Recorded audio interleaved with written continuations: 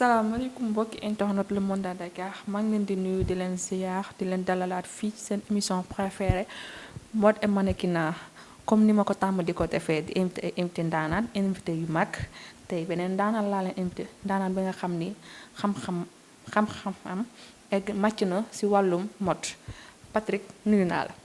waaw asalaamaaleykum maaleykum salaam nuyu naa leen ñëpp seen tur ak seen sant maa ngi tudd Patrick di Alphousseynou Diémé yàgg na ci mode ci mannequinat ni ñu ko waxee fii Sénégal mannequinat défilé style mode aussi artisan dans la culture de la mode waaw nuyu naa leen ñëpp j'espère ngeen ci jàmm.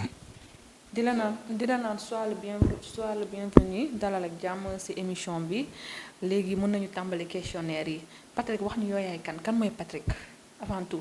waaw fay naa la nuyu naa la bon Patrick mooy benn passionné de mode muy nit dafa bëgg mode depuis muy nekk xale man sama génération maa ngi si Naomi Campbell maa ngi si Cindy Crawford ay yeneen mannequinat donc yàlla def ko je suis venu au Sénégal depuis 96 def retour j'ai pas grandi ici fii Sénégal léegi après maa ngi dugg si ñoom yeneen agence yàlla ma am chance mu tudd si agence ULA Diagne au niveau de Dakar défilé na ak moom. Moniteur aussi en même temps def na moniteur au niveau de Miss Guédiawaye Miss Pikine Miss Keur Massar bon parcours boobu dama ko cité dafa gudd mais moom CV benn CV bu ndaw fii Sénégal liggéey naa ak grand nom de la mode fii au Sénégal daal waaw. d'accord sànq maa ngi dégg say biir wax ne nga t'as pas grandi ici fan nga màggee fan nga nekkoon balaa ngay ñëwaat Sénégal. waaw d'accord donc man je suis d'origine du sud de la Casamance. Ok man je suis de l'ethnie des Baynouk ñu ne les Baynouk en Casamance donc bon yàlla def ko au passage parce que sama vie privée nekk sama yaay bu mu juddu ak sama jumeau dafa gaañ mooy yàlla ma def ko ay tubaab mu yóbbu Europe donc foofu laa màggee mais voyagé na un peu partout bon yàlla def après en 1996 ma ñibbi si Sénégal. donc depuis lors maa ngi au niveau de la culture au niveau national donc passion moom mu dugg si au niveau de la mode donc yàgg na si tuuti rek si mode sama formation Guédiawaye la benn copain muy tudd Aziz Seydi moom ma formé au milieu du mannequinat donc loolu sama parcours sama cousin moo ma présenté ay copains loolu laa commencé au niveau de la mode au niveau du Sénégal au niveau de la banlieue Guédiawaye laa commencé jàng mannequinat. di la jaalee sa yaay ak sa jumeau di la ne si gindi yàlla na la yàlla yërëm xaare leen aljanna. lan moo la motiver ba nga dugg ci milieu bi lan moo la malgré que wax expliqué nga fii ni que am nga ñu la formé tout mais lan moo la gën a motiver may la fit ba nga dugg ci ba nga gëm ni yow ci milieu bi war nga ci dugg war nga ci am dara. dégg nga donc man personnellement bon comme maa ngi doon wax boo dugg ci métier passion mooy dugg déjà premier temps. soo amul passion si benn métier jeexal si dugg parce que du si yàgg donc man passion mu si dugg amour du métier de la mode donc loolu tax ma dugg si mode parce que dama lay wax soo ma gàttale boo aimé quelque chose soo ko expliquer ça veut dire que tu n'aimes pas donc man personnellement passion de la mode passion de mannequinat passion et puis man depuis bu nekk xale dama bëgg sol man dama bëgg sol mais passion tailleur toujours couture yu ñaaw chaussures yu rafet toujours. loolu la lan nga jot a réaliser ci milieu mode bi parce que dafa mel ni da nga nekk ci côté stylisme en même temps yaa ngi tamit ci côté mannequinat bi lan nga jot a réaliser ci ñaari côté yi li nga xam ne jot nga ko réaliser ba fi nga toll. bon man premier temps réaliser quelques rêves parce que c'est pas dit à tout le monde que on peut réussir dans le milieu de la mode. donc gagné na ay concours participé na ay concours au niveau de la mode au niveau du Sénégal. d'accord ay gagné. ok dugg na ci stylisme bon designer may def ay dessin ay modèles parce que artiste plasticien. may def ay tableau may dessiner ay modèles jox na ay cours de dessin. may def ay sac wax ça veut dire que léegi may dugg ci conception zéro déchet. ok damay jël ay sac. ma rempli en wax ak yeneen tissu. d'accord. donc may dugg ci stylisme may dugg ci affaire de culture mode quoi. recyclage artisanal. d'accord ok loolu nga jot a réaliser ci milieu bi pour le moment est-ce que mën naa xam ban rêve maanaam fan nga bëgg a egg yow fan nga bëgg a egg ci mode bi muy côté stylisme bi ngay def muy côté mannequinat bi côté côté formé maanaam côté moniteur bi ngay wax fan nga bëgg egg lan moo ci nekk sa rêve. Bon, pour former en tant que moniteur, bon, passion là. En tant que styliste marocain, bon, sama amee benn marque bu mag au Sénégal, rêve là. Mais sama rêve le grande passion c'est promouvoir la mode africaine. Ça veut dire def ay émission, dem si boutique, comme ñu def en Europe quoi. Dafa manqué fii, j'ai remarqué. Dem si boutique, publicité ay boutique de mode, publicité ay tailleur de mode, ñuy xam leen. Comment organiser des défilés, pas organiser, même pas organiser, nous organiser mais en tant que média, de promouvoir la mode ici. La mode africaine. Ouais. D'accord. Kon boobu yow sa rêve yemul kese si sa côté stylisme ni ko wane sa genre modèle yi ngay réaliser nekkul wane loolu kese mais promouvoir la mode africaine dem di promouvoir yeneen modèle africain yi. Ah, c'est bien loolu moom. Ouais, parce que comme documentaire nañ am nañ documentaire comme documentaire léegi da ngay gis documentaire yu bëri yu ñëw Afrique mais man documentaire si mode dafa des comme top chef africain et cuisine dañuy man dugg à la source jël sama caméra jël sama portable dem filmer au fond de la Casamance dem ba Côte d'Ivoire ba Soudan dafa am ay tissus ñun xamuñu ko dafa damay gis si Maroc dafa am ay. Est-ce que avant ngay promouvoir la mode africaine est-ce que doo commencer avant tout je sais pas xawma duma ni man maa nekk sa xel jéem a est-ce que amoo rêve yow am sa maison de culture bopp avant ngay promouvoir la kii parce que je pense que loo gis une étape la wala yow amoo dangaa bëgg a dem directement ci promouvoir la mode africaine. Non mën naa pour man bu njëkk. dama bëggoon maison de couture marque de parfum. Donc c'était son rêve. D'accord. Léegi j'ai remarqué que mën naa promouvoir mode mën naa dem si styliste mën naa dem si caméra comme maa ngi fi tey ay émission invité waa nga ni mu commencé xam dem si boutique nekk ci biti promouvoir sa nekk au fur et à mesure de promouvoir da nga am connaissance da nga am gën a xam-xam. Dëgg la. Après au fil du temps mën naa am sa maison de mode ñu promouvoir yeneen couture réunir yeneen artistes jëlal yeneen tissu ko fii xamuñu ko jëlal yeneen tissu si africain si continent africain même pays du monde. Donc après mën na ko créer mais man je pense que maison de couture am na dafa bëri. dafa bëri waaw lu mën sama projet dafa bëri. D'accord. dafa am grande couturière mooy Adama Paris. moom am na maison am na chaîne de télévision. Donc moom léegi ñëpp xam na ko. mais moom personnellement bon bu ñëpp yoon bi ñëppay jaar nii man souvent maay jaar. yoon bi quoi bon projet comme yaa ngi wax je comprends fooy waxee. c'est plus difficile parce que le même wax c'est benn projet bu mag la. Mais je pense que pour réussir ce projet-là aussi, il faut chemin bu kenn di jaar da ngay tracer benn route. dafa jafe parce que kenn mësu ko def. parce que ou ñu ko def boo démarrer avec zéro moyen. mais je pense que de la volonté. je pense que rien n'est impossible sur la terre. comprendre atteindre ce rêve. parce que def naa remarque keroog laa gis benn Côte d'Ivoire dem ay chemise yu rafet chemise Lacoste. nekk pour mu baax donc je pense que mun na Afrique continent. Et dafa am ñu bëri xamuñu ko encore. Bon maa ngi si étape maa ngi si démarche. C'est pas facile mais je pense que démarche soo réussir. Un rêve ça veut dire que tu as réussi. Oui. Tant que tu n'as pas réussi atteindre ce rêve. Mais c'est des embûches. boo atteindre ce rêve loolu moom pour man personnellement ça me joie la lay def quoi. yal na la yàlla jàppale. amiin nga réaliser rêve bi incha allah est-ce que am nga ambition am sa dem ba am sa agence bopp maanaam. di former say mannequin wala say miss est-ce que am nga ambition boobu. loolu yàgg na ni ma koy wax yàgg na ni ma koy conseiller. pour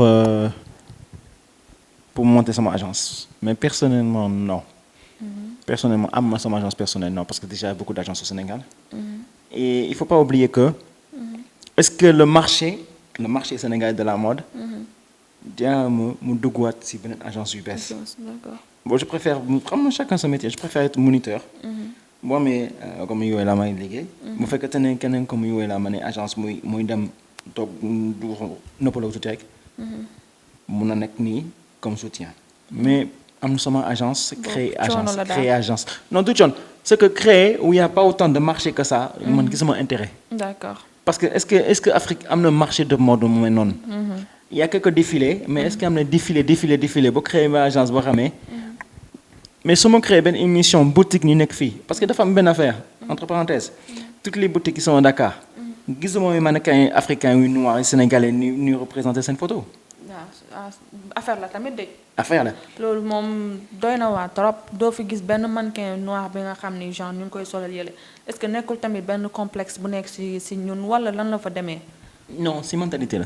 parce que en fait parce que même Europe da ngay même Europe sax même fekkee man mosuma tukki gaa mais ak réseaux sociaux yi on est informé de tout Europe sax da ngay gis mannequin noir yi parfois seen boutique yi mais fii lan moo tax en tant que Afrique en tant que Sénégal doo gis benn boutique bi nga xam ni man de boog mosuma kaa gis xëy na mu am mais mosuma gis boutique fii Sénégal bi nga xam ni da ngay gis mannequin noir ñu solal ko. bëriwul am na mu bëriwul. lu moo tax dafa des. donc c'est pour ça que lu moo tax dama ne conception promouvoir la mode. africaine non promouvoir la mode. D'accord. Parce que africaine, on s'enferme dans un cliché. D'accord. Et la mode est vaste. Mon dem Amérique du Sud, am na tissu très joli. Am champo, mon ko sol indi fi, ben styliste sénégalais mon ko modifier. Donc le tissu est unique, international et unique. Donc promouvoir ben boutique, yow da nga am sa boutique. Mu ñëw publicité sa boutique. Am na mannequin, moo proposé ben mannequin, une photo là, comme lay wax, teg si une photo là, après teg si vitrine. Mon publicité, nous fait la réaliser promotion.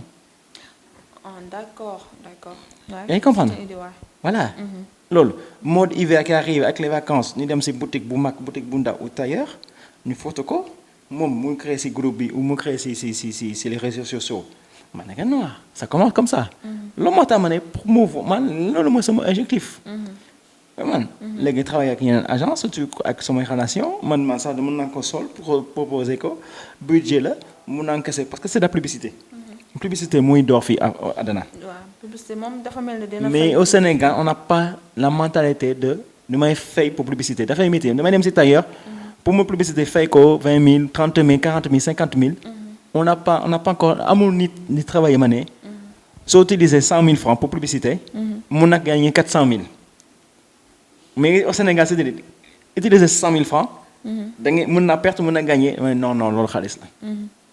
loolu la différence la nga tubaab mais tubaab ñu si liggéey pour ça c'est un travail de fond peut-être mën na ko si liggéey toute ma vie ça marchera pas keneen mooy ñëw jël sama idée perfectionner ko après da ngay gis ñëpp dañ koy def. D'accord. loolu la quoi. D'accord loolu xalaat bu baax la yàlla nañ ci dem ba egg ci. amiin ñu ñëpp bokk si incha allah. yow à part loolu ban constat nga def ci mode sénégalaise ndax dafa avancé wala dafa taxaw wala dafa dellu ginnaaw da nga gis ban actuellement ban situation nga def constat maanaam ban situation la mode sénégalaise ci ban situation la mode sénégalaise nekk actuellement dafa avancé wala dafa taxaw wala dafa dellu ginnaaw. mode sur certains aspects dafa avancé. Parce que les femmes tailleuses ont gagné cette vie, il y en a qui gagnent très très bien leur vie. D'accord. Mais si bien constant, j'ai remarqué que dafa stagner aussi. Ni moi stagner, gisuma une nouveauté. Dafa manquer de nouveauté. Si il y aurait arrivé, parce que de Borolé à 1930, marinière et les grands boubous changé au belégui. D'accord. D'un les revues qui sont au Sénégal, les revues de mode, presque elles sont disparues. Plus tard. Parce qu'à la fin, nous avons le mode, nous avons les revues. Revue de mode comme Yanti, non, de moi c'était tout, parce que dire aussi un nom de revue de mode, c'est pas la peine. D'accord. Peut-être ils ont un problème, man, si on avec revue de mode, parce qu'ils ont des détails que man peut-être maîtriser au moko. D'accord. Donc bala mo voir, vraiment xamé lu muy maîtriser, so maîtriser le boulot pour voir, ça sert à rien. Donc man lu ma gis man di gis ay 2 ou 3 revues do retour légui au Sénégal ñepp ku dégg xam na lu may wax. Pourquoi ça? Ils ont peut-être ramené un coup. Mais maintenant, à la fin, les revues, les modèles, les 2 dernières revues, certaines revues, c'était les mêmes revues, les mêmes trucs. Et l'autre aussi, il n'y a pas de mode au Sénégal. Mode été, mode printemps, mode hiver. Ça veut dire que été bi, gour, bonne chemise ñu sol. Man mën ko ñëw fi bonne chemise, ma créé benn chemise été bi par force ñu pay sol. Mu dem ci ben artiste mo sol ko été bi. Jigéen dafa am benn robe benn vax ñu créé ko comme la mode les bazin riche, dafa mode tissu. Mais dafa pas mode dafa amul mode tailleur, mais dafa mode tissu. Parce que tissu ay bazin riche, ay yeneen tissu cher. Day gën chaque année. Loolu mooy dundu mode, loolu mooy dundu tailleur. Loolu mooy dundu télévision loolu mooy dundu mannequin. maanaam su ma la déggee maanaam styliste yi fii léegi dañoo dem ba mënatuñu innover amatuñu inspiration parce que tey jii bu da ngay gis maanaam ay Versace wala yenn niveau mondial maanaam podium tubaab bi boo leen xoolee da ngay gis dañuy façon création bu nekk da nga koy gis da ngay gis ay création yu bizarre parfois ay siège lu niroog siège anglais sax xam nga. mais dafa mel ni côté styliste sénégalais tamit est-ce que desewuñu waane boobu desewuñu ko wala. non y a du talent parce que faut faire attention am na talent yu mag fii Sénégal ay stylistes yu mag ay talent yu mag.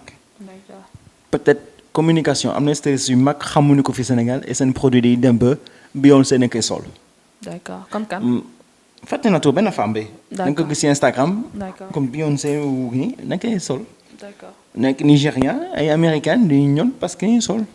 mais man je dis am comme sama Instagram récupération de wax habillé ko ak tissu bu nekk mode d'été ni créé benn couleur mu def benn collier mode été peut-être habitude la il faut ñu liggéey au niveau des sénégalaises yéen jigéen question mèche am na mode greffage boo greffage ñëpp ay gën dañuy greffage diwlee gën ñëpp jigéen été ñëpp lañuy gis ak seen greffage c'est ce qu'on appelle la mode comprendre daal sandal il faut nga xam ne ay tour sandal keroog laay dégg parce que man ay déglu émission dafa am ay tour sandal man musuma ko xam tic ni ñu sol fii lii ça s'appelle des méduses musuma ko xam méduse comme jeune comme poisson méduse plastique loolu nañu ko tuddee te moom ne ça s'appelle les méduses donc dafa ne entre parenthèses donc c'est bien de gëstu si ginnaaw lu ñu nga solee xam ko Sadio Mané bu mu sol costume africain ñëpp léegi sol costume africain donc fu ñu dem si loolu am nañu sol costume africain il faut ñu modifier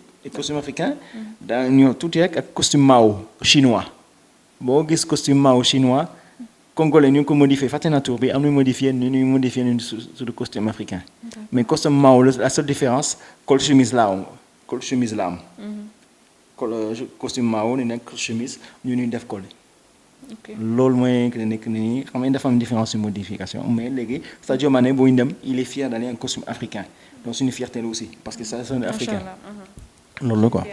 fierté ñëpp la fierté sénégalais la suñu champion boobu en fait yow yan conseil ngay jox styliste yi actuellement comme ça mode sénégalaise wala mode africaine xaw a dem côté mondialement ñëpp xam leen yow est-ce que am nga conseil yi nga leen mën a jox comme ça mode bi avancé côté boobu. non ñemewu ma jox conseil styliste sénégalais. ah bien sûr. non dama ne wax non amul tax parce que ñoom am nañu jàng sori que man jànguma ci mode. donc xam nga xel du doy. non loolu dëgg la mais xam nga xel. dama invité. waaw dama invité. styliste. à plus de communication. d'accord. comprendre. dama invité styliste sénégalais à plus de communication à plus de promouvoir leur tenue ou promouvoir de communication ci défilé au niveau national. loolu la invité mais su ko nee man maay conseiller. kan laa nekk pour conseiller benn nit. mu def 10 ans de styliste mu am bac plus 4 de stylisme. pas conseil carrément mais. waaw mais kan mooy waa les mots. benn xel daal xam nga xel du doy. la moo tax dama ne. xam-xam wala gën la jàng mais xel du doy xëy na di nga leen sendir benn kat bi nga xam ne ñoom dinañ ci bàyyi xel. la moo tax ma ne ma invité. peut-être ma ñëw ana ma invité man à t'inviter toi en tant que moniteur. de présenter benn tenue de waxtaan. d'accord loolu mooy publicité. d'accord parce que lu ma lay wax ay conseil. ma dem si Adama Paris. may dessiné ay modèle ak Omoussi may dem ne c'est des grands noms de la mode mu laaj ku nekk seen conseil Adama Paris ma ne j'ai pas de conseil à te donner Omoussi ma ne amuma conseil la ko jox sauf beaucoup publier n'importe comment ce dessin parce que nga di koy sàcc donc gisoo styliste yu mag fii Sénégal dama ne ñoom amuñu conseil ni may jox parce que ma ne man maay kan pour ma jox le conseil mais gëm la lay def continue si lay def et day avancer donc man su ma waxee ay stylistes yu nekk ma ne dañuy invité leen à plus promouvoir leur tenue leurs articles les boutiques maa lay invité sama xalaat à plus promouvoir seen publicité à faire plus de publicité sur les modèles d'accord loolu mën na avancement si note d'accord léegi est-ce que am nga yaakaar yow ci mode bi mode sénégalaise wala mode africaine en général ndax am nga ci yaakaar ni que dina dem ba avancer ba ku ci nekk gis ci boppam muy styliste bi muy mannequin bi est-ce que yow am nga yaakaar boobu ndax dinañ dem ba àgg foofu parce que quoi qu'on dise mode africaine wala surtout Sénégal peut-être xawma Afrique yëpp mais Sénégal fii mode bi taxu kaa dox mannequin yi duñ ci gis seen bopp peut-être styliste yi xawma mais mannequin yi fii duñ ci gis seen bopp dañuy dem parfois dañuy défiler wala dañuy dem shooting ils ne sont pas bien payés est-ce que yow am nga yaakaar côté boobu ni ko dinañ dem ba egg fenn. waaw am na yaakaar si loolu il faut ñu liggéeyal ko il faut que comme man ma décider liggéey pour promouvoir acteur de développement yenn nekk journaliste yenn nekk animateur de mode parce que dafa am animatrice comme yow de mode da nga spécialiste de la mode da nga yore wàcc sur le terrain pendant 2-3 ans ba ñëpp ñu defal loolu dans 3-4 ans dans 3-4 ans yow da nga lay fay ay millions. waaw loolu dëgg la mais xam nga fii mannequin boo fi gis Sénégal fii amul benn rêve la am muy ban rêve damaa bëgg a tukki mannequin parce que xam tax mode bi fii moo doxul ils ne sont pas payés alors que fële il suffit ñu dem bu ñu fa amee benn genre kii promotion mën a défiler si yenn kii marque comme ay Versace wala ils sont payés ils sont payés dañ leen di fay des. waaw dañ leen fay mais suñu continuer si loolu. doit avancer man je me dis que fii est-ce que tamit nekkul styliste yi parfois tamit ñoom ñooy ngott ñoom ñooy bañ a fay tamit mannequin yi di jéem a jaay ngott xam nga. non parce que image nit ki mënoo utiliser image nit ki wala je sais pas wala tenue am ba pare après nit ki ñëw solo la tenue mu rafet ba mu bëgg a dee après nga jël image bi nga jël ko compal ko rek. d'accord mais la personne le mannequin il est obligé d'accepter parce que. loolu lañ fi tàmm milieu bi dafa gën a yàqu daanaka sax. peut-être wan lañu avant ils étaient mieux payés que maintenant. non avant je sais pas mais par contre dafa am problème. avant su ma nee avant maanaam dans 4 ans ci ginnaaw wala je sais pas dafa mel ni milieu bi day gën a empiré wu. 4 ans ci ginnaaw man maa ngi nii ça fait plus de 8 ans 9 ans maa ngi 4 ans ci ginnaaw gën a ñu fay mannequin. non en fait mannequin yi mosuñu ko. milieu bi dafa gën a. mosoo fay presque mannequin ci Sénégal parfois tamit. non seulement styliste yi dañuy peut-être dañuy je sais pas dañuy bañ a fay xëy na te tamit da ngay gis benn par exemple benn sama genre gi bëgg a siiw bëgg a écran ñu naan nga naan ko kaay ma def la kii rek mu naan garaaw jarul nga may fay mën naa feeñ rek est-ce que tamit du loolu mooy yàq tamit. non en fait il faut là plusieurs thèmes. plusieurs trucs. Un styliste qui organise un défilé qui a pas de sponsor qui va après ses propres moyens dina métti pour mu fay mannequin parce que 1 million lay dépenser kese pour installation. vraiment 1 million pour minimum de 1 million pour payer un mannequin am na côté fii am na du ñu fay am na du ñu fay loolu c'est partout c'est international sponsor moo manqué partenaire moo manqué lu tax sponsor moo manqué lu tax partenaire moo manqué parce que gisuñu seen intérêt lu tax football léegi de sponsor dañuy rëccoo seen bopp parce que dafa médiatiquement moo tax man soo defee émission médiatique te dama ñëwaat ak lu ma wax promouvoir la mode def ay shooting def ay vidéo de mode moo présenté pendant 1 mois ay boutique mu yóbbu ay star ma suba muy di benn Viviane fii ngi waxtaan ak Viviane mu sol benn sa tenue suba jigéen yëpp Sénégal dañuy fekk ne nii sol sa tenue. am na le sponsor nekk si ginnaaw Viviane da ngay ñëw. comprendre da ngay teg Viviane mooy fii ma ne j'ai soif je veux boire suba yaa ngi koy invité waaye fii 50 bouteilles 1 million la ñuy teg fii ak bouteille ndox marque. donc je pense qu'il faut travailler. su ñu bëgg avancer la mode fii Sénégal ñun Sénégalais ñu ko travailler si beneen aspect si beneen nouveauté avec les réseaux sociaux pour mën a avancer tant que ñu avancer duñu avancer parce que dañuy wax dem si mairie monsieur le maire je vais organiser un défilé monsieur le maire ban intérêt la am ay financer ce défilé ban intérêt ban vue c'est culturel ok ça va mu jox benn 100 000 ou 50 000 ou 20 000 ne nekk parce que du moom kese nañ laaj. non maire moom mënu ci dara moom. mënu ci dara léegi ministre de la culture peut-être. ministre de la culture combien de dossiers là par jour ñu laaj pour projet mën na sax ay 300 il faut arrêter de dire il faut attendre les sponsors il faut qu'on fasse benn pas ñu liggéey après ñoom dañuy ñëw si ñu mais ñoom aussi ban intérêt la am il faut que ñun ñuy liggéey on travaille. bon man il faut me maanaam su ma comprendre sa wax maanaam da nga bëgg a wax il faut styliste ak mannequin ci wàllu bopp ñoom ñi yor wàllu mode bi il faut ñu liggéey ñoom ba yeneen sponsor yu am doole yi. styliste il faut ma liggéey mais pour aux États-Unis dafa am ay représentants de mode comme man comme yow ni mën a teg mode au haut niveau. d'accord loolu moo manqué. yow suba dama ne keroog mos naa la wax en dehors de l'antenne yow fexeel def sa micro que suba foo déplacer. yow ak sa sponsor kese da ngay mën a filmer benn défilé télévision ñëpp àdduna muy ñëw. pourquoi ñuy ñëw parce que yow yaay représenté ne Amérique loolu la muy dox. en Europe loolu la muy dox am na benn chaîne TV5 chaque matin boo ko seetaan dañuy seetaan émission de mode mais du mode kese artisanat et mode mais sponsor la am. donc je pense que faut une base yi travailler il faut am base. d'accord du mannequin am na mannequin wàllam dafa am limite takk styliste dafa am lu mu nekk mais ñun ñu promouvoir la mode ñun ñu publicité la mode. il faut que mu nekk beneen niveau que Dakar am na yeneen temps c'était la plate tournante de l'Afrique francophone presque peut-être que la Côte d'Ivoire léegi dafa wàcc léegi Nigéria moo nekk Nigéria soo dem Nigéria pour dire de la mode les télévisions da ngay dem fii on a ils ont une 72 heures ou une semaine de mode au Nigéria fàtte naa Lagos ou ni les télévisions du monde entier dañuy dem foofu Fashion Week Paris Fashion Week New York pas Fashion Week kii nii loolu moo tax Fashion Week ay télévision du monde entier de la mode dañuy dem foofu ñun Sénégal ban Fashion Week la am amatuñu. bu Adama Paris bi xanaa. Adama Paris mais avec le Covid parce que nee na kay Seravision amatul c'était un des plus grands défilés au Sénégal avant Adama Paris c'était Seravision. ak yeneen grands défilés Alfayet des fois day ñëw. d'accord. comprendre mais yow sa boutique ni nekk mets la en tête sa boutique ngeen sol lu tailleur moo la sol tey pour sa boutique ngeen sol sa yére bu rafet tey macha allah. hein mets la en valeur mets sa boutique ou mets sa ni colonienne mets la en valeur que suba moom États-Unis Adama Paris ou keneen ki mu commandé ou Beyoncé mu commandé ko sa tenue. d'accord. léegi après il faut que ku bëgg ko sol au Sénégal mu jaar si yow. d'accord. bu président bu premier ministre ku bëgg ko sol mu am sa numéro de téléphone. d'accord.